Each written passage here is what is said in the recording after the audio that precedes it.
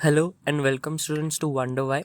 Today we are going to study about windfall gains tax that has been in news because recently government has curbed windfall gains tax which was implemented in 2022.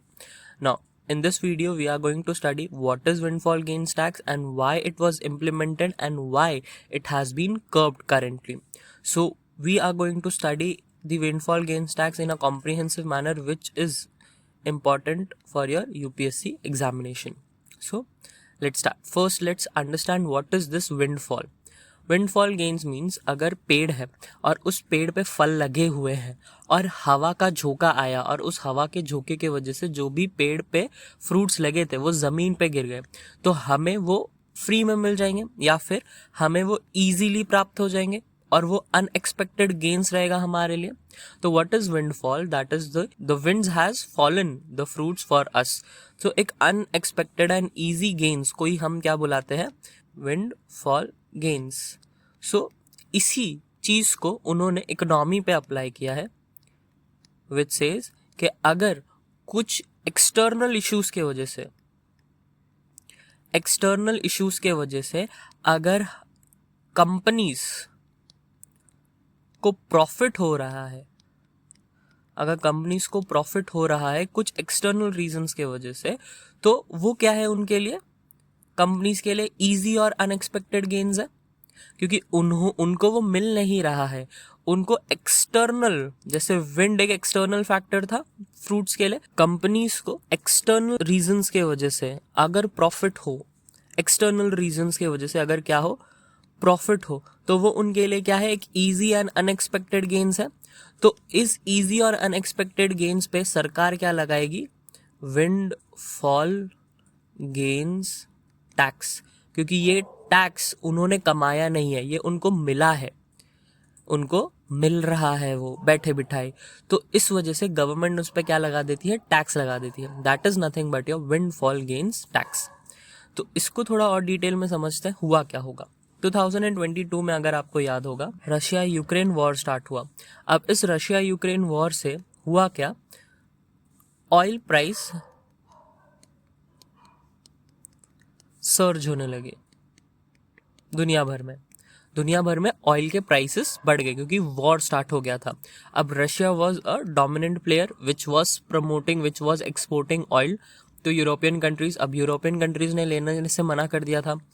तो oil की जो price है, OPEC countries जितने भी थी, OPEC countries ने अपना जो ऑयल का प्राइस है उसको बहुत ज़्यादा इंक्रीज कर दिया था. इट वॉज अबाउट $100 पर बैरल. एक बैरल का लोग ने $100 कर दिया था ओपेक प्लस कंट्रीज ने. जैसे ही वॉर स्टार्ट हुआ तो दुनिया भर में ऑयल के प्राइसेस क्या होने लगे? सर्ज होने लगे, बहुत बढ़ने लगे. तो अब इससे हमारे जो कंपनीज है उनको प्रॉफिट कैसे हुआ? तो व्हाट हैपेंड ना कि इंडिया में देखो जो ओपेक कंट्रीज है वो क्रूड ऑयल बेचते हैं. क्रूड ऑयल मतलब कच्चा तेल. अब कच्चा तेल किसी के काम नहीं आता है. काम क्या आता है? रिफाइंड ऑयल सब जगह काम आता है. कच्चा तेल या क्रूड ऑयल कहीं काम नहीं आता है. तो what Indian companies like Reliance did was, उन्होंने ये क्रूड ऑयल खरीदते थे. They used to buy this crude oil और उस क्रूड ऑयल को रिफाइन करते थे इंडिया में. उसको रिफाइन किया जाता था इंडिया में और उस रिफाइंड ऑयल को इंडिया में बेचा जाता था. ठीक है, ये नॉर्मल कंडीशंस की बात होती है. नॉर्मल कंडीशंस में क्या करते हैं? क्रूड ऑयल ओपेक कंट्रीज से या गल्फ कंट्रीज से खरीदा जाता है, इंडिया में वो लाया जाता है क्रूड ऑयल, कच्चा तेल, उसको रिफाइन किया जाता है और रिफाइन करके डोमेस्टिक मार्केट में उसको सेल किया जाता है. बट अब ऑयल प्राइस सर्ज हो गए हैं, ऑयल की कमी है, there is a shortage of oil.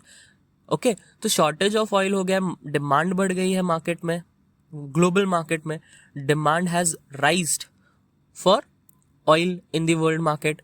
तो अब रिलायंस जैसे कंपनीज ने क्या किया? क्रूड ऑयल खरीदा, रिफाइन किया इंडिया में और इंडियन डोमेस्टिक मार्केट में बेचने से अच्छा उन्होंने वर्ल्ड मार्केट में बेचना स्टार्ट किया.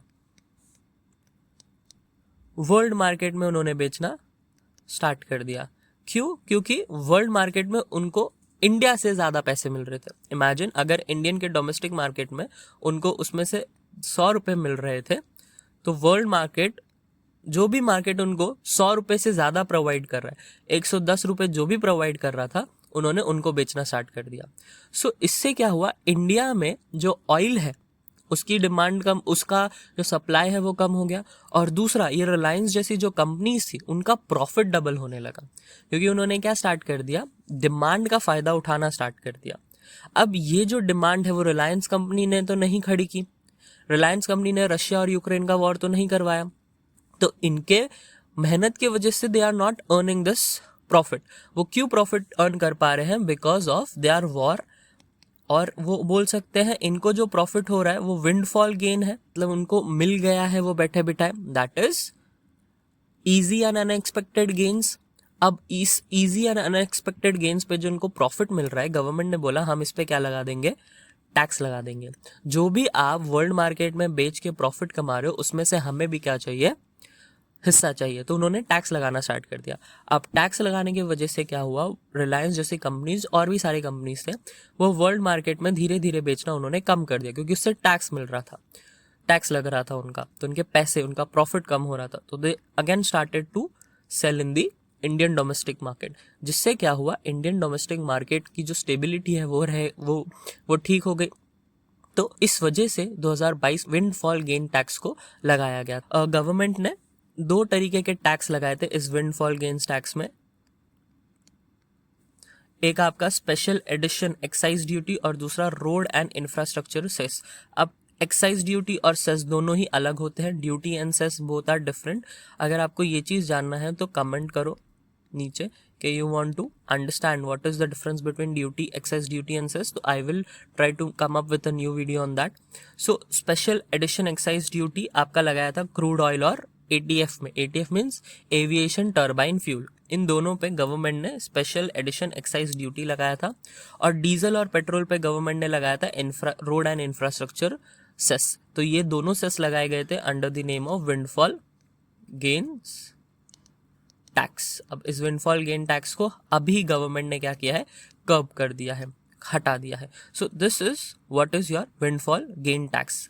तो सिंपली इतना याद रखो, विंडफॉल गेन्स टैक्स मीन्स कि अगर कंपनीज को, कोई भी कंपनीज को अनएक्सपेक्टेड एंड इजी प्रॉफिट्स हो रहा है जो उन्होंने नहीं, जो उनका किया धरा नहीं है, तो गवर्नमेंट विल से कि now we will tax you. So this is the crux of your windfall gains tax.